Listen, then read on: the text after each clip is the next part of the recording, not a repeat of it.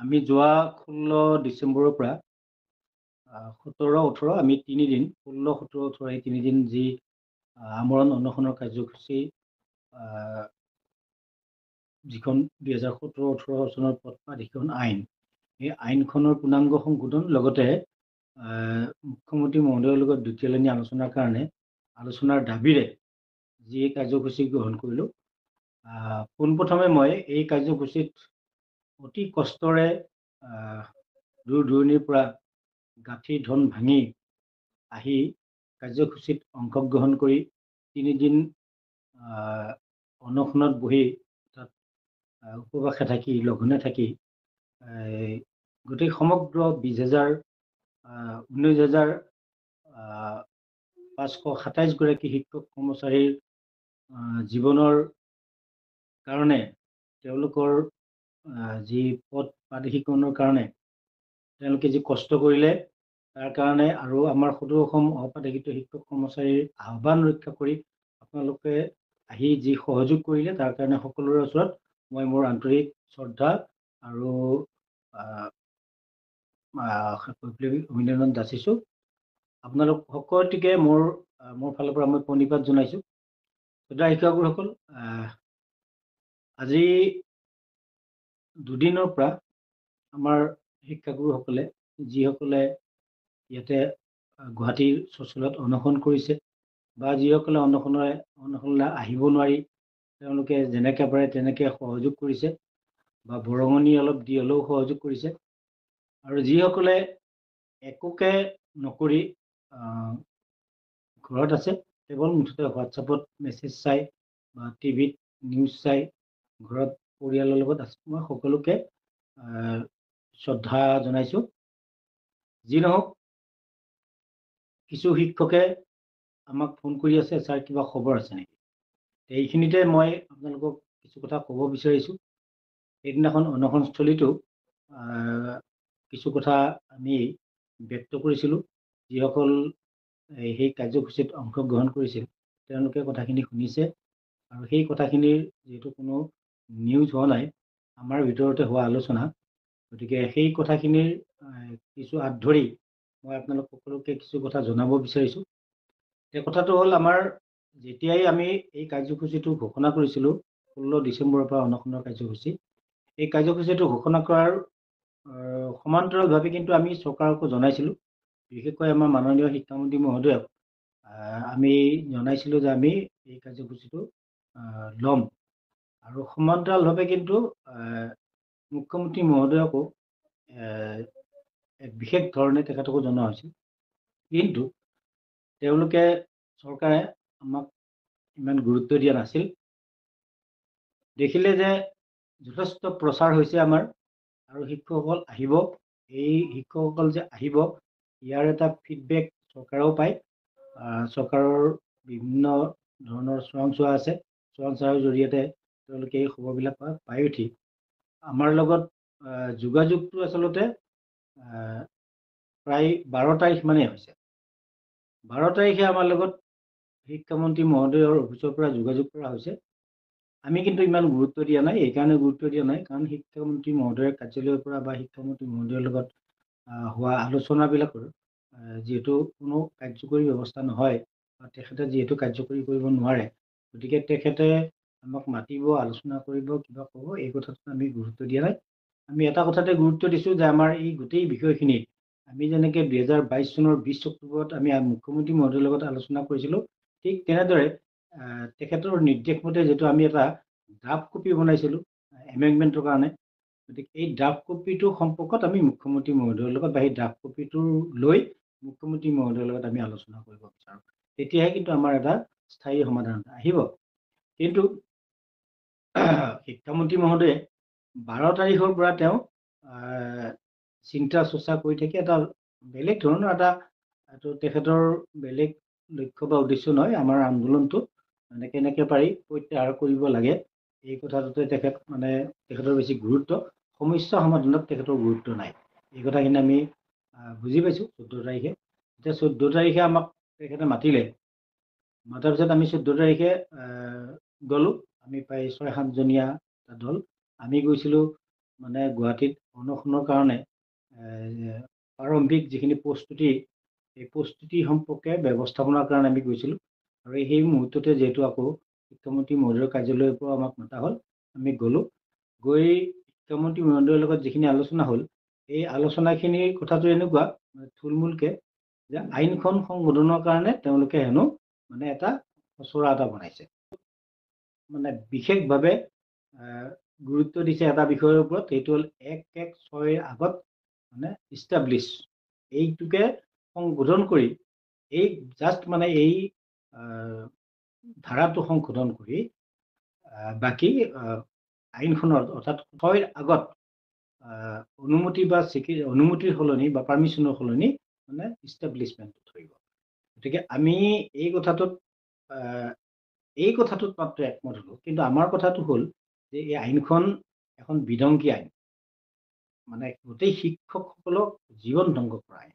গতিকে এই আইনখন যদি পূৰ্ণাংগ সংশোধন নহয়, আকৌ এটা কথাই থাকিব যে বহুতো শিক্ষক বঞ্চিত হ'ব, আকৌ শিক্ষানুষ্ঠান কিছুমান বঞ্চিত হ'ব, সমস্যা হৈয়ে থাকিব।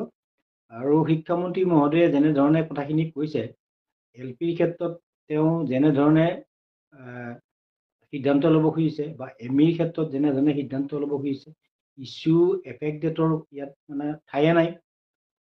তাৰপিছতে হাইস্কুলৰ ক্ষেত্ৰত এটা কথাত মানে মোৰ লগত একমত হৈছে, কিন্তু আকৌ হায়াৰ ছেকেণ্ডাৰী বা ছিনিয়ৰ ছেকেণ্ডাৰীৰ ক্ষেত্ৰত মোৰ লগত একমত হোৱা নাই মাননীয় শিক্ষামন্ত্ৰী মহোদয়।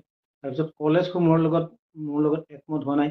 কলেজসমূহৰ কথাটো বাৰে বাৰে শিক্ষামন্ত্ৰীয়ে এটা কথাই কয় যে NOC। গতিকে এই NOC বুলি কোৱাৰ লগে লগে নিশ্চয় শিক্ষকবিলাকে বুজি পাইছে, ইয়াতে মাত্ৰ 18খন, তেওঁলোকে এখন লিষ্ট বনাইছে, মাত্ৰ 18খন কলেজ। 18খন কলেজো নহয়, ইয়াতে তিনিটা ষ্ট্ৰীম আছে। অৰ্থাৎ 3টা ষ্ট্ৰীম থাকিলে 15খন কলেজ তেওঁলোকে মানে তালিকাভুক্ত কৰিছে। এনেধৰণৰ কথাবিলাক আজব কথাৰে আমাৰ লগত বহুত কথা কটি হৈছে শিক্ষামন্ত্ৰী মহোদয়ৰ লগত। আৰু শেষত মই এই তেওঁলোকে বনোৱা যিটো খচৰা, এই গোটেই খচৰাটোকে আমি অগ্ৰাহ্য কৰিছোঁ, আমি নামানো বুলি কৈছোঁ। মই দৃঢ়তাৰে কৈছোঁ যে এই কথাবিলাক আমি নামানো। এই আইনখনৰ সংশোধনৰ লগত আমাৰ LPৰ পৰা কলেজলৈ সকলোবোৰ শিক্ষানুষ্ঠান কিন্তু সংযুক্ত হৈ আছে। মই সেইদিনা শিক্ষামন্ত্ৰীৰ লগত আলোচনা কৰাৰ পৰা এই কথাটো বুজি পাইছোঁ। আৰু যিসকল ড্ৰপ শিক্ষক, আমাৰ মাজৰে যে কিছুমান শিক্ষকে ড্ৰপ শিক্ষকবিলাকৰ মাজৰ পৰা কৈছোঁ, যে কিছুমান শিক্ষকে ক'ব খোজে যে আমাৰ মানে অকণমান কিবা এটা কৰি দিলে আমাৰ হৈ যাব, গতিকে আমি অপাঠিকিত সন্থাৰ লগত জড়িত হোৱাৰ কোনো দৰকাৰ নাই। মই আপোনালোকক আজি দৃঢ়তাৰে কৈছোঁ, আপোনালোকৰহে বেছি দৰকাৰ আছে আমাৰ লগত, কিন্তু গোটেই অপাঠিকিত শিক্ষকসকলৰ লগত জড়িত হৈ থকা। কাৰণ আপোনালোকক সেইদিনা কোৱা শিক্ষামন্ত্ৰী মতে একে অপ্ৰাসংগিক সাজি দিছে, এই ড্ৰপৰ কথাটো উলিয়াবই নোৱাৰি। মই কিন্তু এই কথাটোত মানা নাই। শিক্ষকসকল মোৰ লগত থকা শিক্ষকসকল আছে, তেওঁলোকক সুধিব। আমাৰ প্ৰধান সম্পাদক আছিল, বঙাইগাঁৱৰ সম্পাদক আছিল, তাৰপিছতে আমাৰ কাৰ্যকৰী সভাপতি মহোদয় আছিল, প্ৰচাৰ প্ৰধান সম্পাদক আছিল প্ৰচাৰৰ, গতিকে তেওঁলোক আছে। মই যেতিয়া এই গোটেই কথাখিনিক অগ্ৰাহ্য কৰি এটা কথাই দাবী কৰিছোঁ যে যদি আপোনালোকে চৰকাৰক, অৰ্থাৎ মাননীয় শিক্ষামন্ত্ৰী মহোদয়ক, যে যদি চৰকাৰে আমাৰ সমস্যাটো সমাধানৰ কাৰণে সদিচ্ছা প্ৰকাশ কৰিছে, তেতিয়াহ'লে ড্ৰপ শিক্ষকসকলকো দিব লাগিব আৰু অপাঠিকিত হৈ থকা শিক্ষানুষ্ঠানখিনিকো দিব লাগিব। আৰু আইনখনৰ যিবিলাক ধাৰাই এনেকুৱা যে শিক্ষানুষ্ঠানখনক সামৰি ল'ব কিন্তু শিক্ষকসকলক সামৰি নলয়, এনেকুৱা কিছুমান তাতে যুক্তি আছে। মই ইমান সদৰি নকৰিলোঁ। এই গোটেই কথাবিলাকত কিন্তু আমাৰ সংস্থাৰ যিটো স্থিতি, সেই স্থিতিটো অটল থাকিব লাগিব আমি। আৰু আমাৰ মই ভাবোঁ আপোনালোকে যদি আৰু ভাগ ভাগ হৈ থাকি যদি চৰকাৰৰ ওচৰত মানে নিজক প্ৰতিষ্ঠা কৰিবলৈ চেষ্টা কৰি থাকে, তেতিয়াহ'লে আমি সকলোৱে বঞ্চিত হ'ব লাগিব। এই কথাটো মই আকৌ আপোনালোকক দৃঢ়তাৰে ক'লোঁ। যিসকলে বেলেগ সংগঠন খুলিছে, আপোনালোকে নিজেও গম পাইছে যে আপোনালোকৰ প্ৰাসংগিকতা কিমান। যদিও প্ৰাসংগিকতা আছে, আপোনালোকে আপোনালোকৰ দাবীবিলাক আছুতীয়াকৈ কোনোৱে তাৰমানে ক'তো প্ৰতিষ্ঠা কৰিব নোৱাৰিব, আমিও নোৱাৰোঁ। গতিকে আমি সকলো মিলিত হৈ থকাৰ যথেষ্ট যুক্তিযুক্ততা আছে। আপোনালোকে সন্থাৰ নামত সন্থা কৰি থাকিলে লাভ নহ'ব। আৰু এটা কথা মই আজিও আকৌ দৃঢ়তাৰে কৈছোঁ, বিনা প্ৰত্যাহ্বানে কিন্তু সেইখন চৰকাৰে আমাৰ ন্যায্যতা আমাক নিদিব। আমি আমাৰ ন্যায্যপ্ৰাপ্তি নহ'ব, প্ৰত্যাহ্বান লাগিবই। কাৰণ প্ৰত্যাহ্বান নহ'লে সেইদিনাখনে হয়তো আমাক যদি দুৰ্বল বুলি ভাবিলেহেঁতেন, শিক্ষামন্ত্ৰীয়ে ঠিক আগৰ নিচিনাকে আমাক প্ৰলোভিত কৰাৰ চেষ্টা কৰিছিল বিভিন্ন ধৰণে। মই আপোনালোকক কওঁ যে আমাৰ মোকো প্ৰলোভিত কৰাৰ কাৰণে চেষ্টা কৰিছিল। কিন্তু শ্ৰদ্ধা শিক্ষকসকল, আপোনালোকৰ আশীৰ্বাদত, আপোনালোকৰ উৎসাহ আৰু প্ৰেৰণাত মই তেনেকুৱা কোনো কথাত প্ৰলোভিত নহওঁ। আগলৈও কৈছোঁ। গতিকে আপোনালোক সকলো একত্ৰিত হ'ব লাগিব। আন্দোলনে যে কৰিব লাগিব এনেকুৱা নহয়, আমি কিছুমান ইণ্টেলেকচুৱেলি কিছুমান কাম কৰিব লাগিব। আমি আমাৰ বুদ্ধিমত্তাৰে কিছুমান কাম কৰিব লাগিব। মই এটা কথা আপোনালোকক বাৰে বাৰে কৈ আহিছোঁ যে আমাৰ যিকোনো নিউজ খবৰ এইবিলাক যাতে আপোনালোকে প্ৰতিপত্তিকে কোনোৱে লাজ কৰিব নালাগে, কোনোৱে দ্বিধাবোধ কৰিব নালাগে। আমি যিহেতু ভেঞ্চাৰ বিদ্যালয়ৰ শিক্ষক, আমিয়ে নিজে সাংবাদিক হ'ব লাগিব, আমিয়ে হয়তো ভুক্তভোগী। আৰু আমাৰ এই সাংবাদিকতাৰ ৰোলটো হয়তো আমি ল'ব লাগিব, লৈ আমাৰ নিউজবিলাক যাতে যিমানবিলাক চচলত হৈছে, চাওক সাংবাদিকবিলাক গোটেইকেইটা চেনেল, নিউজ লাইভৰ বাহিৰে বাকী গোটেইকেইটা চেনেলে বহুত পৰ্টেল কিমান নিউজ হৈছে আপোনালোকে নিজে দেখিছে। গতিকে মই ভাবোঁ এই নিউজবিলাক আপুনি ভাইৰেল কৰক।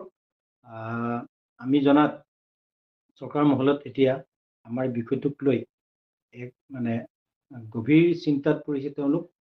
আৰু খুব সম্ভৱতঃ মই পোৱা খবৰ মতে জানুৱাৰীৰ ভিতৰত হয়তো, আমি যদিও 30 তাৰিখটো সময় বান্ধি দিছোঁ, কিন্তু জানুৱাৰীৰ ভিতৰত হয়তো আমাৰ মুখ্যমন্ত্ৰী মহোদয়ৰ লগত আমাৰ হয়তো দেখা হ'ব পাৰে, আলোচনা হ'ব পাৰে।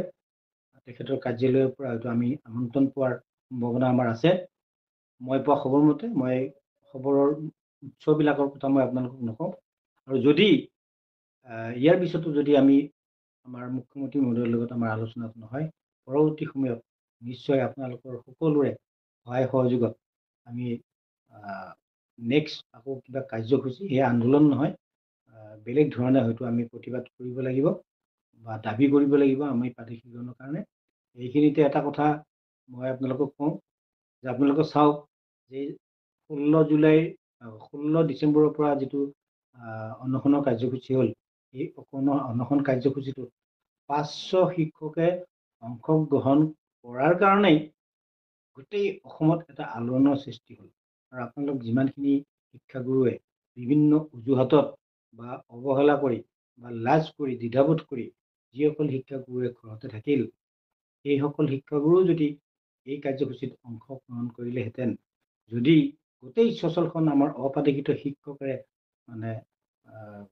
ভৰ্তি হৈ থাকিলহেঁতেন, তেতিয়াহ'লে আমাৰ যি বাতৰি, আমাৰ যি খবৰ বা আমাৰ এই সমস্যাটো এক বিশেষ ধৰণে সংবাদ মাধ্যমেই নহওক, অসমৰ যি বুদ্ধিজীৱী আছে, দল সংগঠন আছে, সকলোৰে মাজত প্ৰতিষ্ঠা হ'লহেঁতেন। আৰু আমি হয়তো আমাৰ লক্ষ্য অতি সোনকালে আমি পালোহেঁতেন বা আমি লক্ষ্যত উপনীত হ'ব পাৰিলোহেঁতেন। এতিয়াও আমি আশাবাদী। আমি যি 500 শিক্ষকে অহোপুৰুষাৰ্থ কৰি আহি এই কাৰ্যসূচীত অংশগ্ৰহণ কৰিলে, মই তেখেতসকলক পুনৰবাৰ আন্তৰিকতাৰে শ্ৰদ্ধা নিবেদিছোঁ। আৰু অনাগত দিনত যিকোনো আমাৰ কাৰ্যসূচীতে যাতে যিসকল শিক্ষাগুৰুৱে অংশগ্ৰহণ নকৰাকৈ থাকিল বা আমাৰ কাৰ্যসূচীক লৈ কোনো বৰঙণি নিদিয়াকৈ থাকিল বা অৱহেলা কৰি থাকিল, মই সকলোকে প্ৰাৰ্থনা জনাইছোঁ যে অসমীয়াত এটা কথা আছে, মাওখে উঠিলে গুৰি পৰুৱাৰো মৰণ নাই, একতাই পৰম বল। এই কথাকেইটা আমি সৰগত কৰি আমি যাতে আগুৱাই যাম আৰু আমি আমাৰ